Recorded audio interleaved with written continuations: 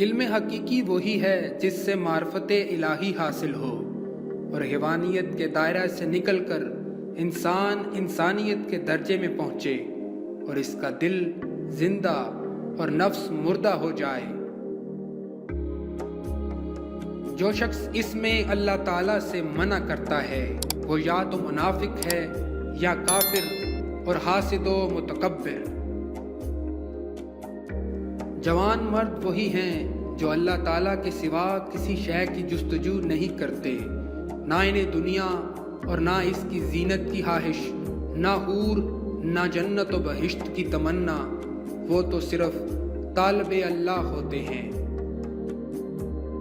فقیر وہ ہے جس کا وجود ایک لطیف شعلے کی مانند عشق کی آگ سے بھڑکتا اور بغیر ذات معشوق کے قرار نہ پاتا ہو، اور جب تک اپنے معشوق کو دیکھ نہ لے ازل سے ابد تک پریشان رہے۔ چار چیزوں کو قرار نہیں، آفتاب و ماہتاب کو اور عاشق و باد کو۔ حب دنیا حرص و حسد نیز بدت شیوا علم شیطانی ہے، جبکہ ترک دنیا اطاعت رحمان علم رحمانی ہے۔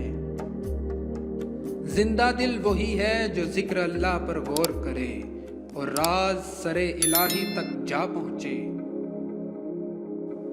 جو شخص کے علم پر عمل نہیں کرتا علم اس کے لیے وبال بن جاتا ہے۔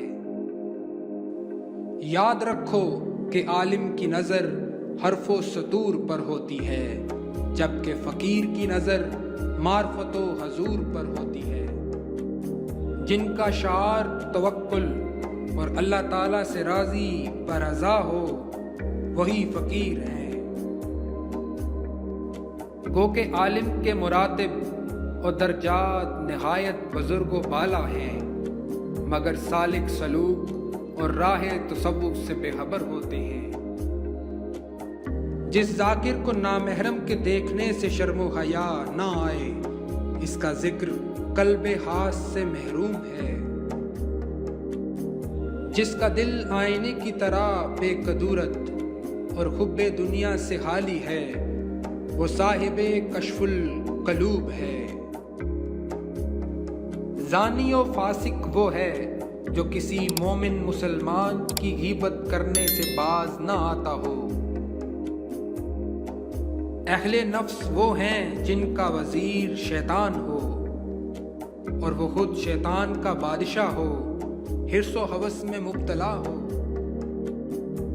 فقیر وہ ہے جو قوت ظاہری اور قوت باطنی کے 5 خزانوں کا مالک ہو، لیکن اللہ تعالیٰ عز و جل کے سوا کسی کا محتاج نہ ہو۔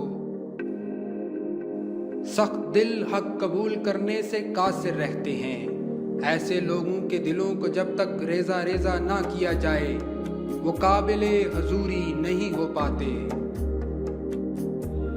فاقہ کی رات فقیر کے لیے معراج کی رات ہوتی ہے۔ مال دنیا فساد اور جھگڑے کی جڑ ہے، اس سے جو بچ گیا وہی اطاعت الہی کا حقدار بن گیا۔ دیدار الہی کا باعث فاقہ کی رات بنتی ہے، اس لیے فاقہ کھانے سے کروڑہا درجہ بہتر ہے۔ سنگ پارس اور نظر کی اکسیر ہی وجودی لوہے کو خالص سونا بناتی ہے۔ یاد الہی کے بغیر جو کچھ ہے وہ سب برباد ہے، اس سے بچو تاکہ اللہ تعالیٰ تک رسائی حاصل ہو۔ نفس 4 چیزوں سے ہلاک ہوتا ہے۔ پہلا خاموشی کا خنجر، دوسرا بھوک کی تلوار، تیسرا لوگوں کے مجمع سے الگ تھلگ اور تنہا رہنا، چوتھا کم سونا۔ کھانا اور سونا عشق کے مرتبے سے انسان کو دور لے جاتے ہیں، اس لیے اس سے حتی الوسع اجتناب ہی منزل عشق کی انتہا تک لے جانے کا باعث ہے۔ یہ ضروری نہیں کہ جہاں سے الگ تھلگ رہا جائے، ہوا کسی رنگ میں رہو خدا کے ساتھ رہو۔ درویش کے لیے لازم ہے کہ وہ رات کو اپنے دوستوں گھر والوں سے جدا ہو کر تنہائی میں ہر رات کو لیلۃ القدر بنا کر اللہ تعالیٰ سے خلوت بنائے تاکہ راز و نیاز کی باتیں ہو سکیں۔ فقیر کے لیے لازم ہے کہ وہ ہر دن کو روز محشر خیال کرے اور اس دن کے حساب کتاب کے لیے اپنے آپ کو تیار کرے۔ خاموشی ایمان کا سر ہے، خاموشی مومنوں اور ایمان کا تاج ہے اور رضائے الہی کا تاج ہے۔ جب تک نفس یعنی بشریت اور بشر کو فنا نہ کیا جائے گا، درجہ بقا حاصل نہیں ہوگا۔